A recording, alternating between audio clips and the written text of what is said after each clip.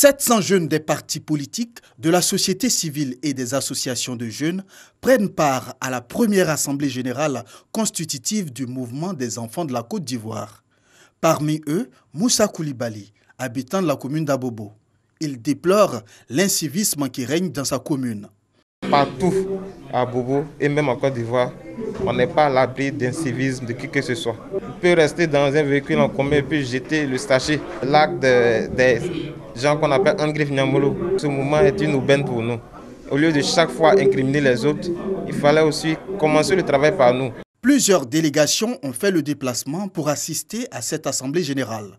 Au nombre de celles-ci, la délégation de Mankono. Nous sommes venus au nombre de 20 personnes comme ça pour venir apprendre un peu de ce qui est de la citoyenneté et du civisme en Côte d'Ivoire pour que le béret puisse en bénéficier. Après lecture et adoption des textes, Athanase Flan Diomandi est plébiscité à la tête du mouvement pour un mandat de 2 ans.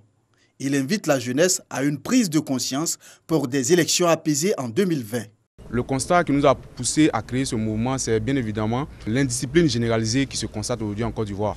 Nous remarquons que l'Ivoirien aujourd'hui se croit dans un état d'anomie où le respect de la chose publique n'est plus d'actualité. Aujourd'hui, il était important pour nous d'aller vers toutes ces populations-là pour leur parler de l'importance de la citoyenneté, l'importance du civisme. Dans un état comme la Côte d'Ivoire, où nous avons plus de 60 ethnies, nous pensons que le système qui est plus adéquat pour nous, c'est la démocratie. Nous, en tant que mouvement des enfants de la Côte d'Ivoire, une organisation citoyenne, nous allons aller encore vers les populations pour leur dire que la meilleure façon de faire la démocratie, c'est de respecter et d'accepter les résultats des urnes. Le respect de la circulation, l'hygiène des voies publiques et les élections de 2020 sont les différents chantiers auxquels va s'attaquer le mouvement des enfants de la Côte d'Ivoire.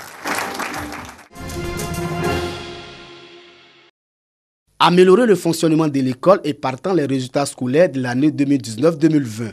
Tel est l'objectif que s'assigne la direction régionale de l'éducation nationale, de l'enseignement technique et de la formation professionnelle de Bouaké 2 de Gbeke. Pour relever ces défis, une rencontre d'information et d'échange a réuni acteurs du système éducatif, parents d'élèves et partenaires de l'école. Rencontre inscrite au compte de la traditionnelle réunion de rentrée scolaire. Occasion pour le directeur régional de l'éducation nationale, Siloué Lassiné, de dresser le bilan de l'année scolaire écoulée et de donner les instructions et recommandations de la tutelle. Les résultats ne sont pas satisfaisants en réalité. Et cela est dû, comme on l'a dit, aux perturbations que nous avons connues, mais aussi au fait que les enseignants ne se sont pas véritablement engagés. C'est pour cela que Madame le ministre recommande que l'enseignant soit au centre des résultats de l'école, de la qualité de l'école. Et elle a défini bien le thème. Les autorités administratives et éducatives exhortent donc les enseignants, les parents d'élèves à s'impliquer davantage dans l'éducation des apprenants pour améliorer les résultats scolaires. Enseignants compétents, performants et engagés, assurance d'une école de qualité, tel est le thème choisi par le ministère de l'Éducation nationale pour l'année scolaire 2019-2020.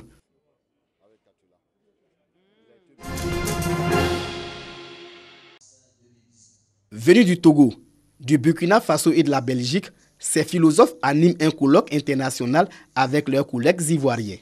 Gouvernance et bioéthique, thème pour rendre un hommage au philosophe belge Gilbert Otoa, spécialiste des questions éthiques et bioéthiques sur la technoscience. Il a semé de bonnes graines et en ce qui concerne l'université Alassane Ouattara, il a stimulé la réflexion bioéthique, il a suscité des vocations et vous verrez qu'en matière de bioéthique, en ce qui concerne l'Afrique, nous avons le plus grand nombre de productions intellectuelles dans ce domaine. Il s'agit pour les hommes de la philosophie des sciences humaines de faire le bilan de la gouvernance bioéthique. Principal animateur de ce colloque, le Belge Jean-Noël Missa, a jeté un regard croisé sur les notions d'éthique et de bioéthique dans l'évolution des sciences humaines. Il est certain que la technoscience va modifier l'être humain en profondeur, mais on ne sait pas nécessairement dans quel sens.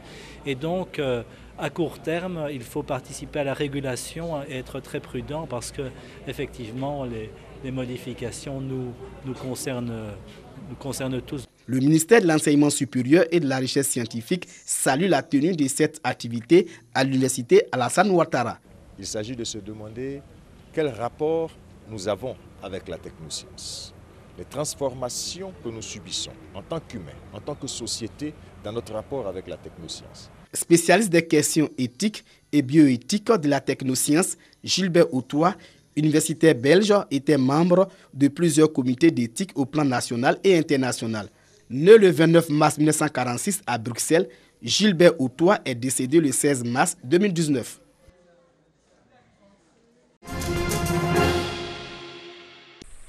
Bokanda, aujourd'hui, une ville dynamique.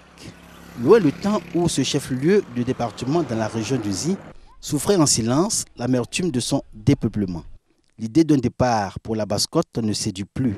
Les forêts laissées en jachère se reconstituent progressivement et suscitent à nouveau chez les populations la volonté de s'établir dans leur région pour s'adonner au travail de la terre. Aujourd'hui, c'est avec fierté que les Bokandafouais parlent des vastes plantations de VA, nouvellement nées, des champs d'anacarde découvertes pour le peuple Agba, foncièrement amoureux de cacao et de café, à côté des cultures vivrières traditionnelles que sont l'igname et le manioc. Le manioc, justement, une spéculation à laquelle le peuple Agba associe son histoire et sur laquelle Bokanda place tout son espoir pour vaincre la pauvreté dans cette partie de la région du Nzi. Il y a une ONG, l'AFA, qui est venue promouvoir un peu cette culture-là. Mais en dehors de l'ONG, nous avons mobilisé la jeunesse et surtout les femmes afin de s'adonner à cette culture. Aujourd'hui, elles sont très heureuses parce que ces populations-là, la culture de manioc, leur permet vraiment de subvenir à leurs besoins. Quand le projet est venu de Mme Zindafoué Iliane, les femmes ont adhéré parce que notre région, c'est une région de manioc. Mais on paye quand on veut faire venir en ville, problème de route. Un Agba, un hectare de manioc, le projet initié par l'ONG AFA, Afrique Femmes Action, était destiné à l'ensemble des départements qui composent la région du Nzi. Projet prévu pour s'étendre à tout le peuple Agba, dont une partie importante se trouve à Daoukro, chef-lieu de la région de Lifou. Les hommes et les femmes ont été appelés à s'adonner à la culture du manioc et organisés en conséquence en coopérative. Les fonctionnaires exerçant dans ces régions et les cadres eux aussi ont été exhortés à adhérer au projet. Au bout de la chaîne, 2 usines de transformation de manioc à Kwasi-Kwasi-Kro et à Bokanda. Il faut appuyer les initiateurs, il faut que les routes soient ouvertes, il faut que nous puissions trouver voies et moyens pour pouvoir écouler la production. Il faut pouvoir étendre, vendre pour que la population puisse avoir un gain. Ce genre de projet est gros. L'orpaillage est là, mais nous on est là aussi. Et on va ouvrir, et on va marcher. Le bonheur arrive. Il ne faut pas perdre confiance. Nombreux observateurs de la vie économique à Bokanda donnent autre justification à ce qu'ils qualifient d'échec du projet Un Agba, un hectare de manioc. Il s'agit de l'orpaillage clandestin. Bokanda aujourd'hui est devenu la zone de prédilection des chercheurs d'or venus d'horizons divers. La terre ne donne plus comme avant. Voilà, avant, les cultures vivrières donnaient bien. Maintenant, quand on fait, vu la sécheresse, ça fait que ça ne produit pas comme il se doit. Donc l'orpaillage a primé. Quand on va, on gagne un peu. Donc nous-mêmes, nous sollicitons l'aide de l'État ou bien des opérateurs économiques pour pouvoir nous aider dans ce sens. Le code minier permet l'orpaillage, mais pas clandestin. Donc il suit une procédure.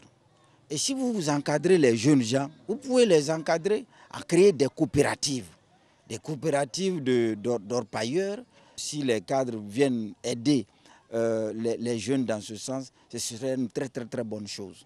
C'est un grand espoir qui est placé en ce projet et je dois dire aux populations que le projet il est pertinent. S'il va jusqu'à son terme, il permettra d'acheter non seulement le manioc, mais de leur procurer beaucoup de ressources, de revenus. Préserver à tout prix ce qui fait l'âme du peuple Agba ou continuer de subir la tentation de l'argent en vitesse par l'orpaillage clandestin. Un véritable dilemme pour Bokanda qui chaque jour subit l'invasion des orpailleurs clandestins pendant que les usines de manioc, elles, restent toujours portail clos.